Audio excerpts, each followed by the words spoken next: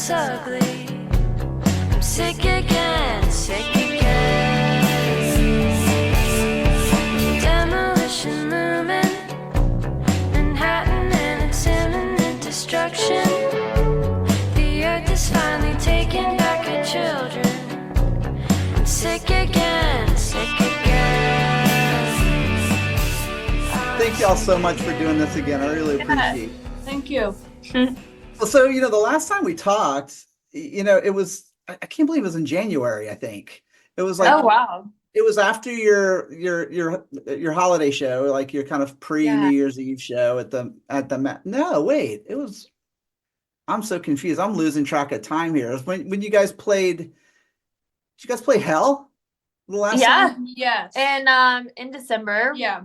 But I feel like we talked before that. Before. We did talk, it was before that, because we talked before that, and then you guys did the show in Hell, which was fucking incredible. Because it was a big crowd, Yeah. It's cool. Oh, yeah.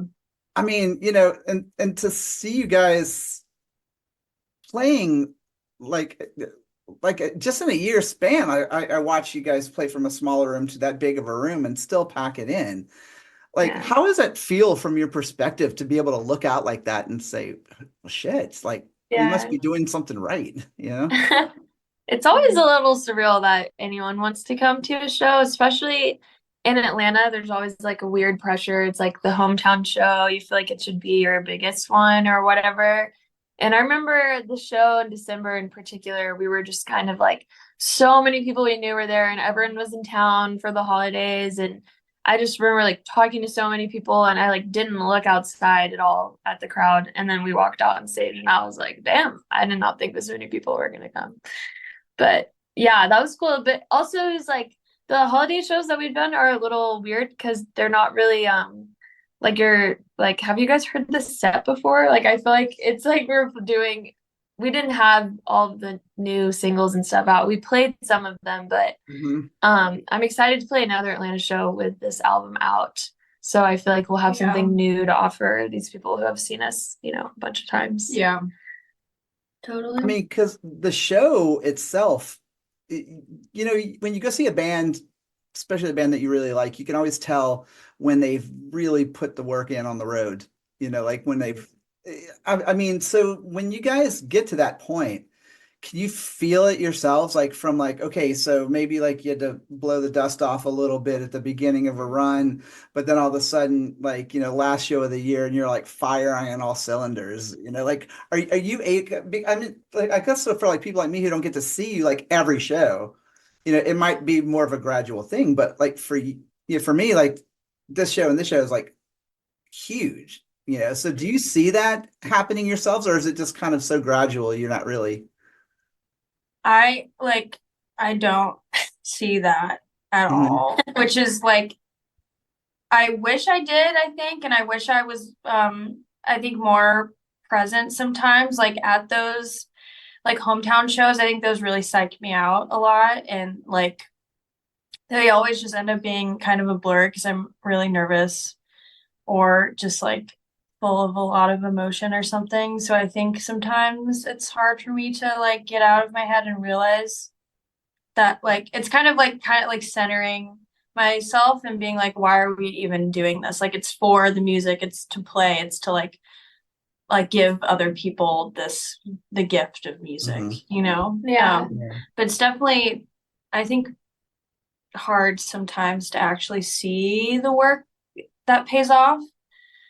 It's easy, or I mean, it's better at shows to see it because you're actually seeing the people and you're interacting with them and stuff. But like, I know we've been talking about like this album rollout has been kind of odd. I guess as all album rollouts are, because you release something and then you just like go back to sleep or something, or you're like going to work or like have other things to do. And it's like you're throwing something into the void and being like, well, I guess the only way I can see what people think about it is if I like go on the internet or like see what people are like saying on there, which is a weird way to interact if you just like put out something really vulnerable, And it's like, it's exciting on release day, but you're like, okay, I'm putting this song out for the first time today and it will be around forever. And people, will be finding this song hopefully forever. It's like there's so many great records that I have like from way before I was born that I haven't discovered until this year. So you just kind of have to sit with that and be okay with it. But in terms of like playing, I feel like we've been putting a lot of work in this year, especially because we weren't touring as much. We made a pretty intentional effort to stay familiar with the songs and to work out a lot of like we'll have practices and we'll just kind of like focus on a few songs and really try to run them, notice when the tempo changes or be like, hey, is someone playing this one part from the song? This might be getting lost like from the recording. Especially some old songs you play so much, like they evolve over time. And then you listen to them and we're like, wait. And you're like, oh, when did that go? Yeah, there's this part that we just somewhere along the line forgot to play. Literally. So yeah, we're trying to stay fresh and more recently we're having practices to just focus on certain songs from the new album to just like really hone in on like a few songs at a time to try to get them down because when you're on tour and it feels good, it's like almost like muscle memory. You don't have to really think about what you're playing, you're just like playing it, but it takes a lot of effort to get there and a lot of familiarity to get there. Well, so funny because you were just talking about like putting out just putting music out into the ether and just being like, all right, see ya, and then like hopefully you'll be there when I come back and whatever.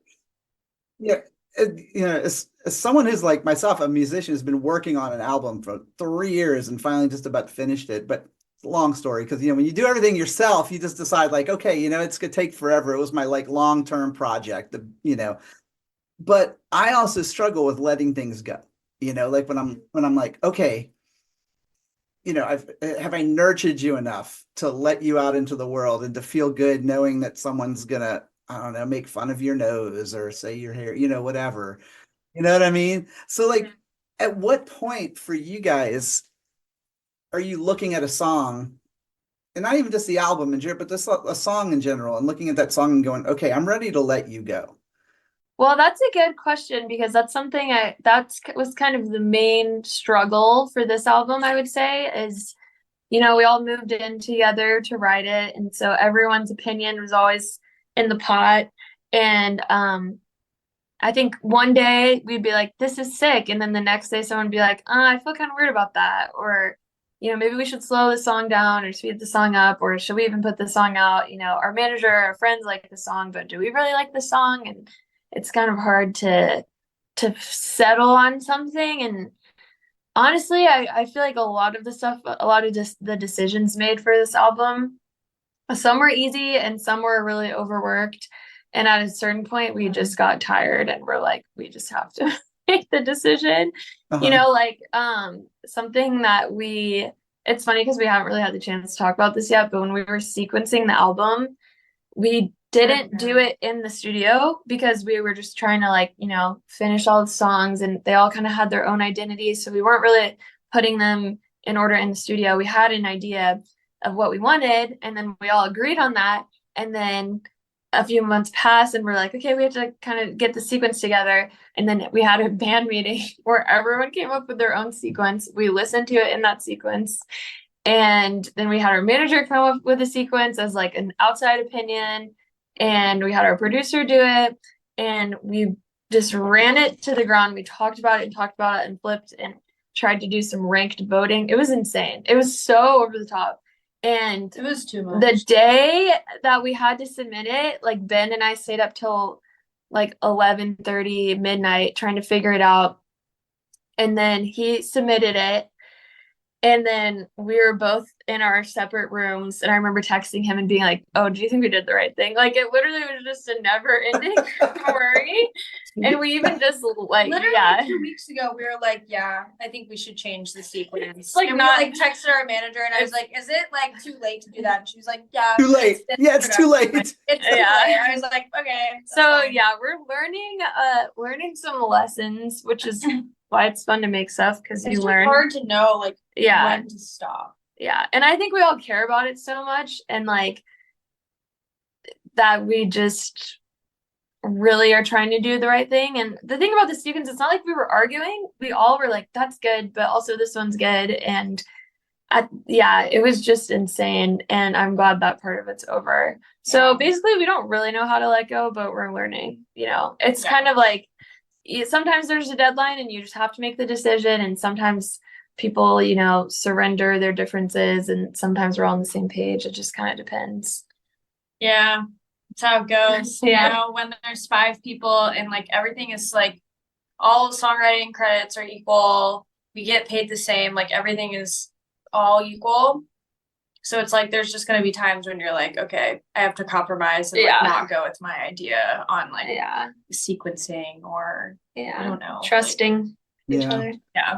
This album I've got is gonna have like 9 songs on it, and I still look at it every day. I go, but like, what song would I want the first one someone to hear? Okay, but Yeah, what would tug at the heartstring? You know what I mean? And then it's like, but then at some point, it's almost like the magic of the music actually escapes more from like, okay, then it becomes more of what's my motive here. So it goes from being a mode, from like, I want my songs to be heard to like, okay, how do I want them heard and when? Yeah, it's definitely hard because it's like there's so much magic when you're making it, but eventually it has to move its way through the machine. And I know you want to do it so in the nice best to way. just be like, here's a bunch of songs we have, and like sharing the actual like the magic part, but then it's like, you have to sift through all the other bullshit, which is fine. It's like necessary good bullshit, but sometimes you're like, I just want these songs to come out and I want people to hear them, and like all the other album stuff is kind of just like.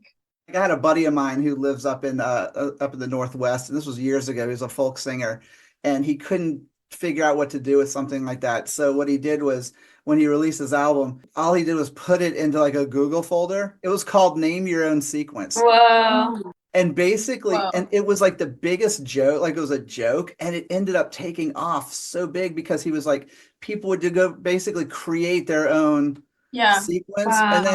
And then his album cover was a blank square with just his name on it, and people did artwork for it and everything. Wow. And I was like, oh my gosh. and then he was just like, but it was great. He goes, but then even then, he was like, I was listening to some of them, and he was like, I'd be like, oh man, you got that wrong though. This song should have gone. It's like, so even then, you can't get out of it, Yeah.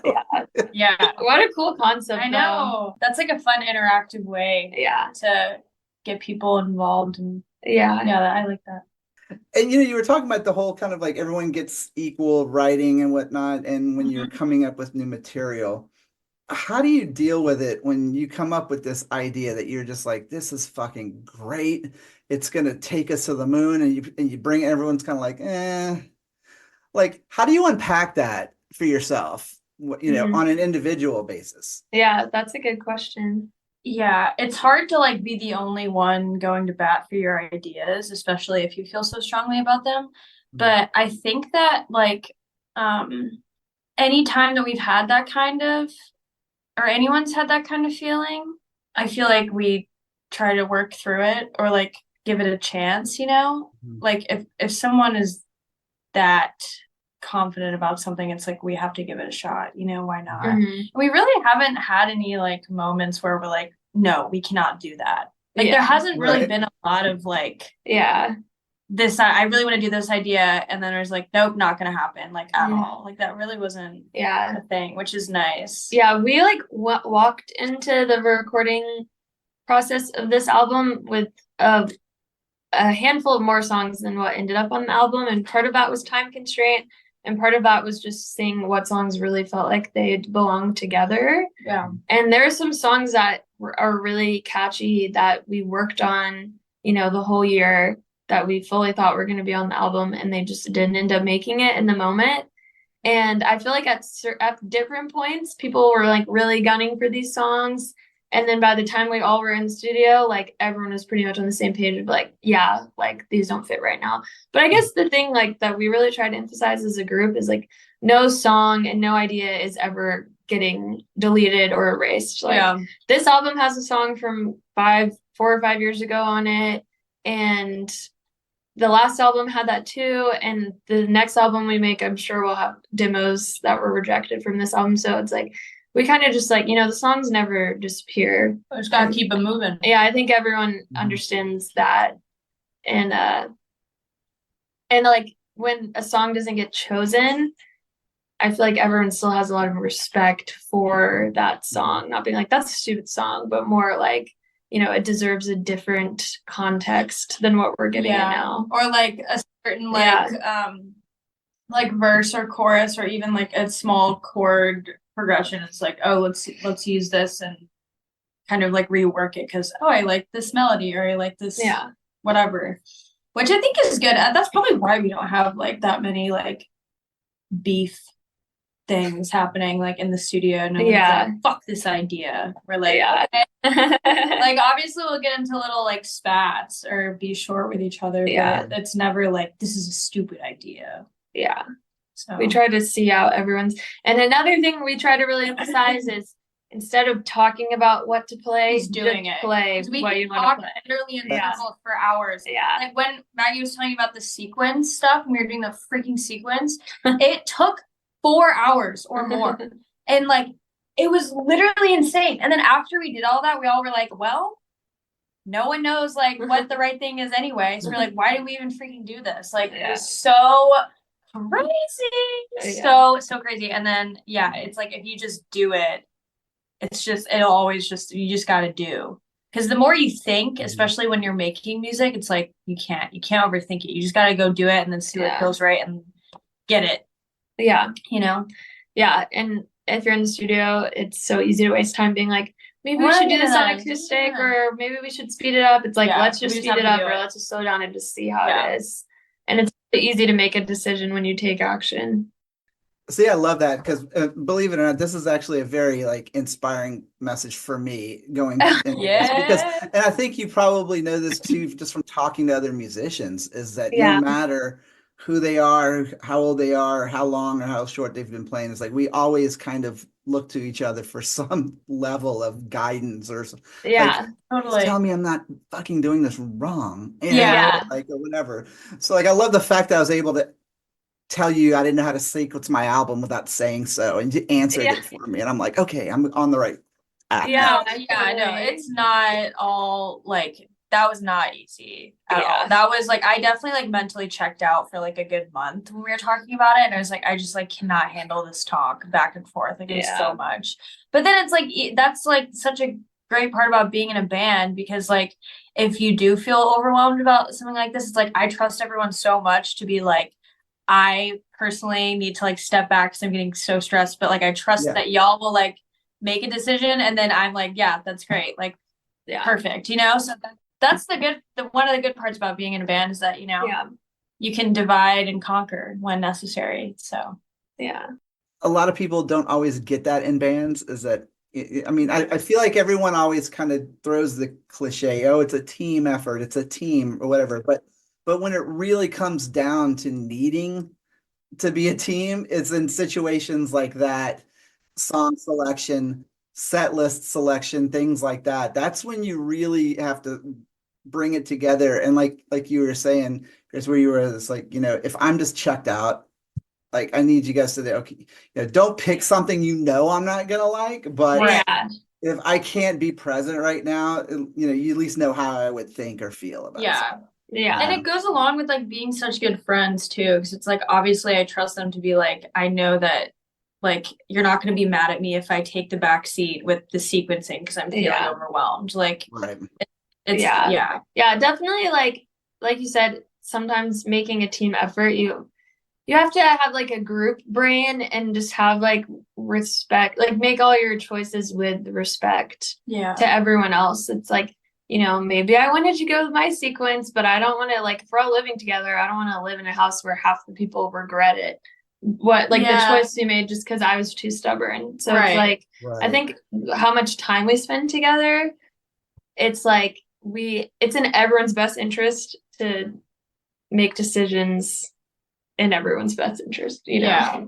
Because it's like our whole livelihood, it's like we have to, and like that's what's hopefully gonna keep us around for a while, So the new songs, let's see, I wrote it down here: Sick, Set the Stage, and Tom. I loved all three of them, not just BSing you here. Well, because if you did, I would have wanted to interview you. But one of the things I've loved is that I heard it on these songs, and I also heard it on the Fig, I call it the Fig album. Yeah. Yes, we call it big too. Yeah.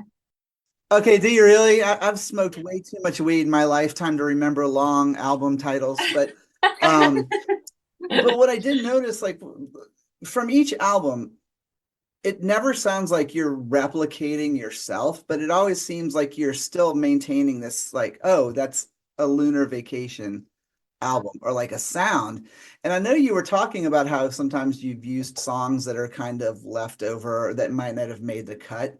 Like, is that kind of part of that? Is that you have an idea of where you're at as a band and as putting out music and going, we're kind of in this area, maybe this won't fit, but we're going to do this maybe another time when we think we're in a different place. I mean, is that fair to say that you're kind of taking that with this album also? Yeah, Totally. I think it's like, it's definitely an intuitive choice a lot of the time. I think, like lyrically, Gep can change like old song ideas. Like Tom, for instance, Gep wrote that like 4 years ago, and then when we were listening to old demos and new demos to start, putting together this album, that song stuck out. And Gep just like, I'm just like speaking for you. You like, I know, that's like what my mom does. You like you wrote it, but you rewrote it to like fit the context of some of the newer songs you were writing. While still like kind of maintaining the original integrity of it. Yeah. So I feel like that is like a strength that allows, like Gep's strength to do that allows all of us to kind of adapt the songs. But it's interesting. We had someone ask us that a few weeks ago, like, how do you know, like, what is a Lunar Vacation song sound like? Like, what's the through line? And I just don't know sometimes. It's cool that other people can hear it, but I feel like we all have natural tendencies. And I think on this album, it was, a very clear effort to have all 5 of us be involved in everything. And a lot of the songs are live tracked. And Ben said something earlier. It's like it's performance. We really wanted to capture the performance on this record. And like everyone's like, it's like, oh yeah, I hear this bass and like that sounds like Ben's playing stuff. Yeah. You know what I mean? And like Ben has Yeah. his natural tendencies and Gep has their natural tendency. Everyone just has their natural like inclination to do something. And I guess that's what makes it a lunar sound. And well, I think it's funny because I did what you're not supposed to do and I read the YouTube comments. And sometimes I know that's like a bad. Never read the comments. I know. I always do when I shouldn't. I'm like, who? Yeah. I love reading like just YouTube comments in general. I feel They're like kind of funny. people are so real on there. Well, there's been like, I mean, there's been like 1 or 2, but I've still it's been like, oh, that's so interesting. When they're like, they like, it was like, they need to just, I feel like people are like, they don't sound like themselves anymore or something. Or they're like, I miss when I miss the old Lunar. And I was like, girl, what? Like it's not even like we went through like this huge like genre shift. It's like, this is the same fucking shit. Like we're doing the same stuff. I don't get how it's like, oh my God, like they're changing. I was like, no, it's all an upward spiral. Okay. We're all just trying to grow. Look, you had fucking made it when people are like, I miss it when they sounded like this. Yeah, I don't know. Sometimes that's hard because it's like, oh, play the basement or like play these songs from 2017. And it's like, I totally vibe with that. However, sometimes I'm like, okay, I was 17 when I wrote that. And also like that recording is not my favorite because that was like, the recording in general was such a messed up situation. Like we were totally just not really involved in it at all. Mm-hmm. So it's like, I don't know. It's hard when people are like, oh, I missed that part when I'm like that. I didn't feel it. That's not like the real us. I don't feel like that's how we see ourselves today. And so when people kind of latch onto one aspect of your band though, or of your music, Yeah. it might be something that they hold very close to them, but then they're like, oh, but I liked that better. And you're like, yeah, but you didn't have to play it every fucking night. And like, you didn't have to be the one to write. Like, I am growing as I write. yeah, definitely hit the nail on the head with that. It's like we're growing, and I want people who used to listen to us or liked the other stuff more. I hope that they would like want to grow with us as well. But also I understand it's like, I don't know, there's some bands that when they release new stuff, I'm like, damn, I like the old stuff, whatever. Yeah. But I don't think it's like, I don't think what we're doing now is like that drastic from what Yeah. we've done before. If anything, it feels more like authentic and like real to ourselves, you know? And like, I feel like I'm excited for this record to come out and all these songs to come out in context with each other, because it's how we've been seeing ourselves for the past like year or two. Like we've been in like all the songs have been swimming around in our heads, and all these ideas have been in our heads for the past 2 years. And we've only been like the ones to kind of see it, you know, which I mean, every artist does, obviously. But it's just so exciting because it's like it can finally be out there. And then I feel like it just feels so real and authentic. And it's just going to be really nice to have other people step into that world and then, you know, make whatever connections they want to the songs, with the songs, you know. So you guys are hitting the road again in what, September? Like, Yeah, we have some home shows in September, and then October we're going west. and you guys tour quite a bit for, you know, for an indie band. Like, do you love touring? I wish we toured more, Yeah. low key, because maybe just like this year has been very long because we were just like sitting on our album and like waiting and stuff. But I think all of us are always like wanting to tour Yeah, more. we love touring, and we love the art of touring. Like, Yeah. I feel like before like a every tour, dance. Ben comes in my room and is like, "This is what I'm gonna pack, and I'm gonna fit it in this tall suitcase." And it's like, yeah, just the trying to, you know, make your life so small and logistics, take it on the road. Being like, okay, everyone, like I have a whole spreadsheet and like here are the hotels you're staying at and here's like this and this. Yeah. It's so fun. Yeah, it's fun. It's really fun. We just had like a baby tour in July, which helped. I think it definitely made me really excited. It was nice. Yeah. Like it was short. It wasn't too long to where I like really wanted to go home at the end. And it was just so fun, like playing new songs and talking to people at the merch table and just being like, just like going, you know, sometimes I don't go to a lot of shows in our off time because I can't afford them. So like, it's fun to like be at venues every night and like, you know, some people, You're just in it's it, like you're you their know? night out on the town. Yeah. You know? It's really beautiful. And so it's like people are excited to go to show, and it's fun to talk to them and just be in the and live everyone's space. so cool. Like we're very blessed with like the people that like our music and that want to talk to us. Like literally everyone who comes So up to the cool. merch table, Yeah. we're like, I would hang out with any of those people, like on the reg. It's cool. It goes both ways, you know, because Yeah.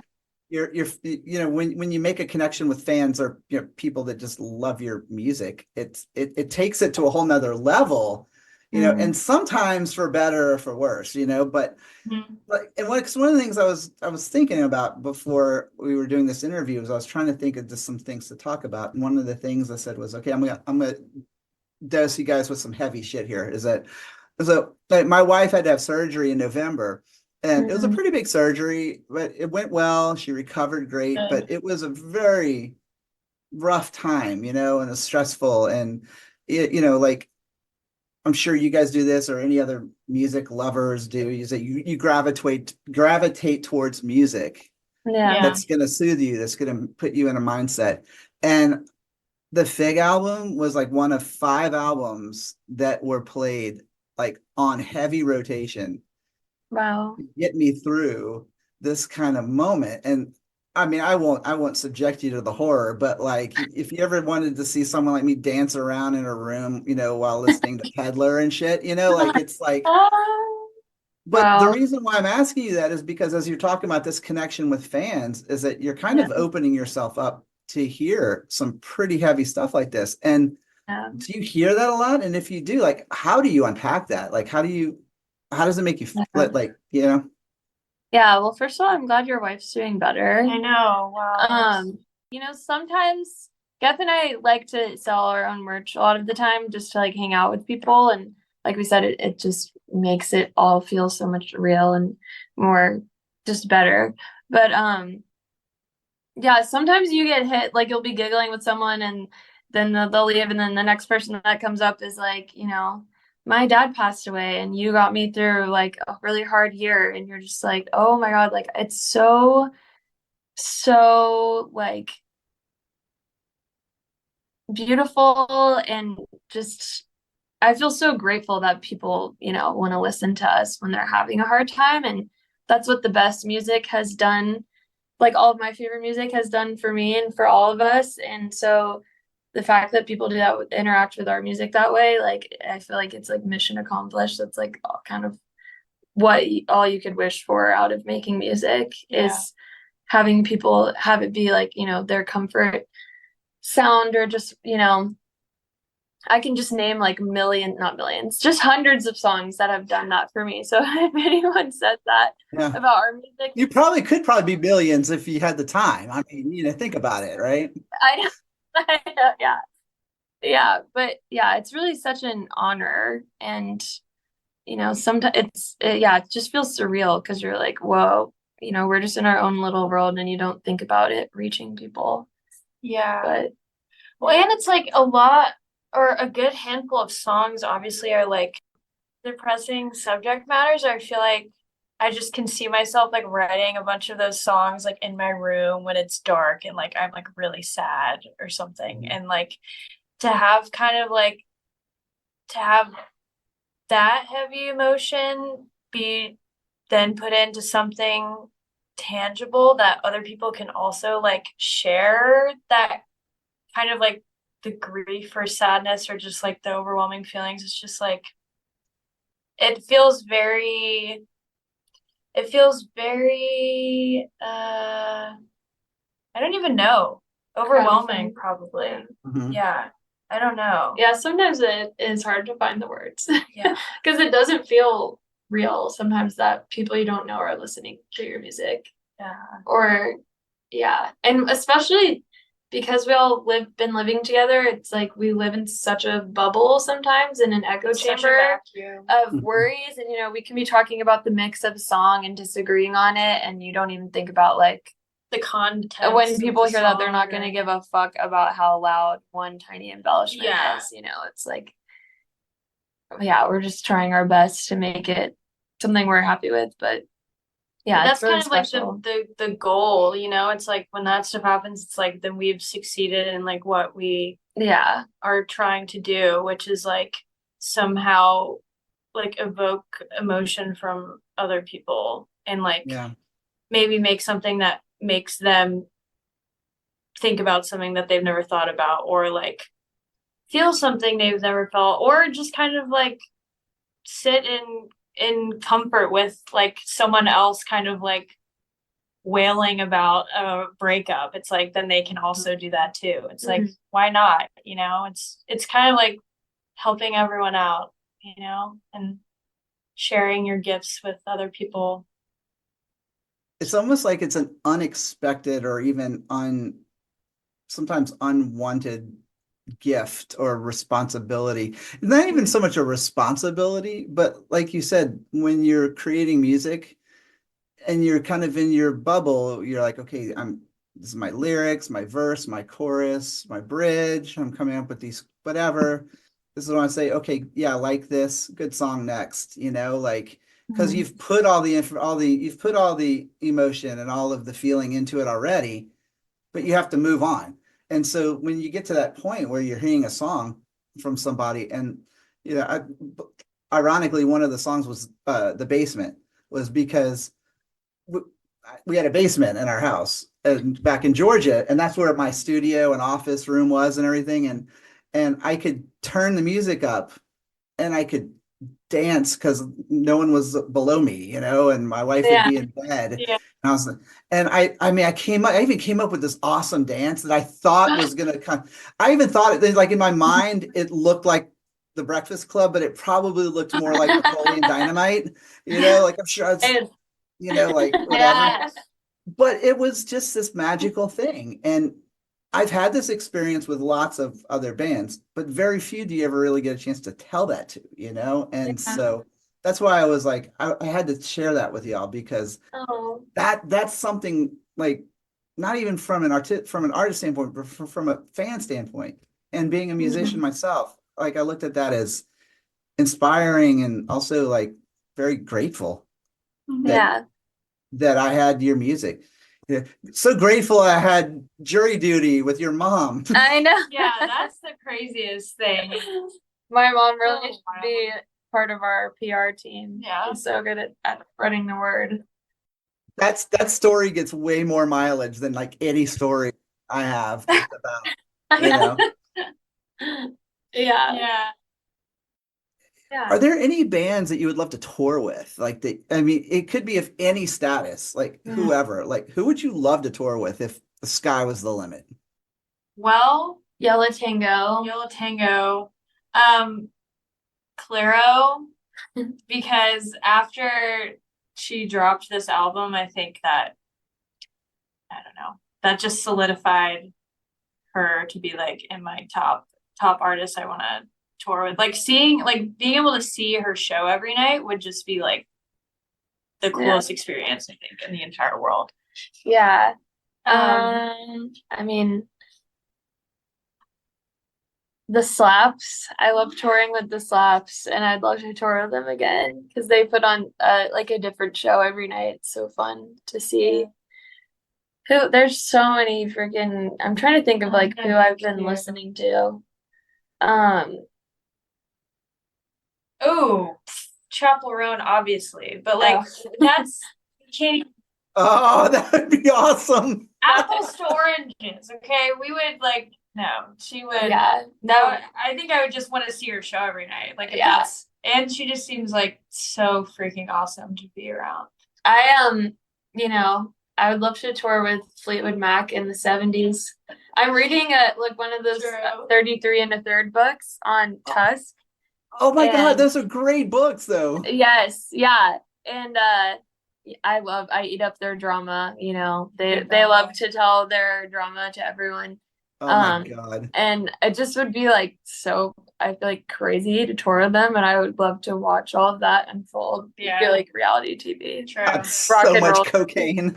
Like, I know. so I much know. cocaine, like I know. everywhere. I just read that every night on the Rumors tour, they would, I guess someone on their team would put out a Heineken bottle cap worth of cocaine for everyone. That was like their allotment for the night. I guess they had to like siphon it out. I don't know. It's so crazy. Wild. It's just so funny because like when we tour, like none of us drink really, and like no one's doing drugs around us, and we're just like trying to go to sleep as soon as we can, and Yeah, like we're not really party eat some animals. greens. So it's just so funny reading about this. I'm like, this sounds so like dysfunctional.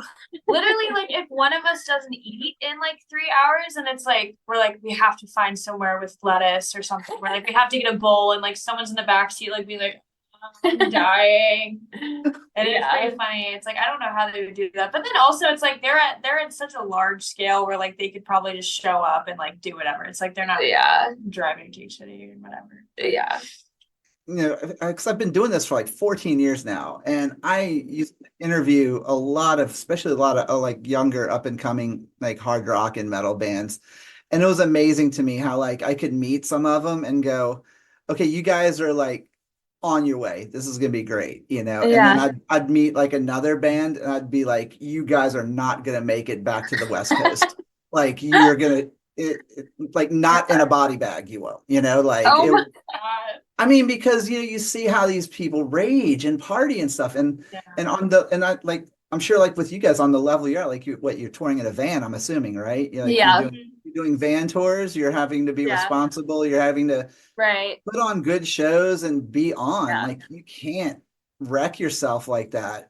Yeah, that's like something I feel like I'd love to hear bands talk about more, or just in interviews or whatever. It's like being, especially at our level, like we don't tour the tour manager right now, so we're doing everything. Like we divide up after the show, and the boys will load out, and Geffen and I will do merch, or whoever will flip, and we drive ourselves everywhere. And it's like you can't even be sleep deprived, so you can't even go out, even if you're not doing any drugs or drinking. You can't even go out after the show because it's like you need at least like as much sleep as you can get to drive however many hours the next day. Well, and also it's like if someone is doing that, then it's like it falls on everyone else. So it's like that's not really the team mentality. You can't just get like fucked up every night and be like, well, then someone else has to like pick up my slack. Yeah. You know? It's good that none of us like are drinking that much. I had to stop drinking tea. But stop drinking tea. No, stop drinking, period. That's tea. But that never like became an issue really on the road. Yeah. But just kind of having that out of the way, and like on our rider, we're like we get like 2 cases of LaCroix, and we have like yogurt for the next morning, and like protein bars and bananas and hummus and shit. And it's just, you just got to think of it as like it's like the long game, you know, we can't get burnt out. Like if we want to be viable and like do this for as long as we can, we got to be healthy. And also like we've been like, I don't know, going on little runs too sometimes, or now that we like can afford to stay in hotels more, like they usually have like a gym and a pool and like free breakfast. So it's good to get kind of some normalcy, and I feel like that helps everyone feel, you know, a little bit healthier. And also just like we've really been trying to put an emphasis on like try to have every show be a good show and just have consistency and like your energy, because nothing is worse than paying for a concert ticket and you go and you can tell the people like don't want to be there. Yeah.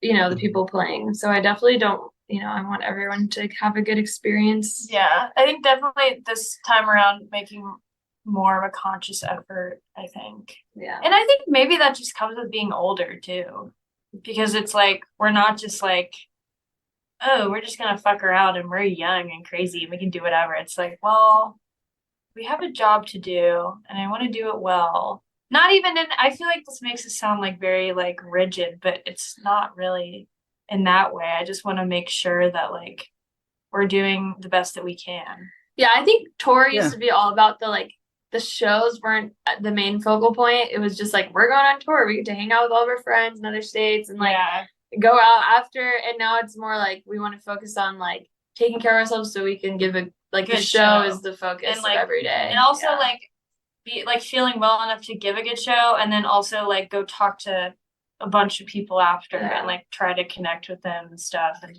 that's, I mean, that's a good fun thing about support tours is that, you know, even though we don't play that long, we still like we have so much freedom to just go play and then like come out and then do our own merch table and then talk to everyone. Yeah. And like it just feels that's a good part about doing support. Yeah. But yeah. And also, besides, from a fan standpoint, if I go see a band and they come out on stage and they're all fucked up, you know, that might just be a Tuesday night for them, but that's like the one night I got to see them, so I'm going to be pissed. Right. That's true. Yeah. Yeah, I definitely want to be respectful of everyone. Yeah, sometimes I think about Bob Weir, who's probably played more shows than anyone. And he just like Health guru. Yeah, have you seen his like Instagram Pull-ups. Workout videos? You know, I'm a huge Deadhead, right? You know that? I didn't know that, but I see the bears in the back on the blanket. Yeah, cute. With my dog Ozzy. Oh my god, I didn't see. Hi, Ozzy. Oh my god, is he tucked in with a blanket? Yeah. Oh my god. But yeah, you were talking about Bob Weir. He's 78 years old, and his workout regime is like incredible. Yeah, he's so cool. Yeah. He's inspiring. Yeah, that I'm trying to be like Bob Weir. Yeah. I want to be. I mean, I'm probably more like. I mean, good God, when I watched his workout regimen one day, I mean, and I watch him all the time because they're insane. Like it's like, oh, there's a tree right there. He just throws like something over a tree, and he's doing these crazy like swings and stuff. Look, I have a hard time getting out of my chair, you know, and I'm just like, that's fucked up. I can't have that happening, you know. But I mean, I'm so glad that you guys are doing it, and you look fantastic, you sound great, and I'm so excited to at least get to see you guys hopefully once. Yeah. Totally. We'll be around. We're trying to play a lot of shows, so we'll definitely play in your state. Your new state. I will trek to Atlanta to see you too. So definitely. Wherever I can. So okay, and one more question is okay, where can I get that shirt? That Gep's shirt is awesome. Oh, this one. Yeah, This this is is an OG. vintage. This is like double XL look. It's huge. It's my night shirt. Oh my God, you need it would probably look like a jogging bra on me. I'm done. So, but No, you yeah, need to that's reprint the- that one. Actually, when I worked at Criminal Records, my boss there had a shirt that said baseball is life and the rest is just details. And then I thrifted a shirt that said mountain biking is life. And we were like, let's make a lunar vacation is life. Yeah. Because it's like hilarious. It's like But, mostly sports. And yeah, then we it's saw one kind the of- other day. It was like football is life, and we were like, the rest is just details. And I was like, what? Yeah, it's hilarious. Crazy. No way. It's lunar vacation, bitches. That's what it is. Yeah. This is the details. Bitch. Yeah. Well, maybe we'll bring them I'm back. trying to reprint them. Also, I love this like the light gray vibe. I love a t-shirt that's light gray. Like a gym shirt. Yes. I'm all about like the heather gray and like the kind of greenish now. Like I feel like I'm kind of, I don't know, my wardrobe is all black t-shirts, you know. It's like I Yeah. feel like Henry Rollins sometimes, you know, like it's like black t-shirts and just jeans is all I have, you know. Yeah. But, That's although okay, I do have my blue Lunar Vacation is a rock band from Atlanta, Yeah. Georgia. We have too many shirts that say Lunar Vacation is. What? Lunar Vacation is a rock That's just two. band. I think you should actually keep that. And you know what? They're talking about full circle. You should name the next album Lunar Vacation is, and then let everyone. Fill it in. Oh my God. That Wait. sounds so fun, but also I feel really like like people that. could fill it in with mean words. Yeah, if we're like, hey everyone, lunar vacation is what? They'd be like stuck up jerks or something.